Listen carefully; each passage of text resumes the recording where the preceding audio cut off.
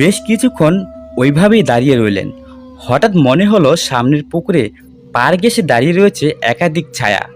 ওই জায়গাটিকে যেন তারা ঘিরে রেখেছেন। আবির চোখ কচলাতে লাগলেন। আমি ঠিক দেখছি তো? এই বৃষ্টির মধ্যে হয়তো গোটা জায়গাটি অস্পষ্ট লাগছে, কিন্তু আমি যে ওই মহিলাটিকে পুকুরের পাড়ে স্পষ্ট দাঁড়িয়ে থাকতে দেখেছি। উনি কোথায় গেলেন? আমি তো কিছুই বুঝতে পারছি না। আর অন্ধকারের মধ্যেও ওনার চোখ দুটো কি অদ্ভুতভাবে জ্বলজ্বল করছিল। বিষয়টি আন্দাজ করতে পারার আগেই তিনি গায়েব হয়ে গেলেন। প্রিয় লিসেনার, কী ভাবছেন? ঘটনা এখানেই শেষ? না, ঘটনা আরও আছে।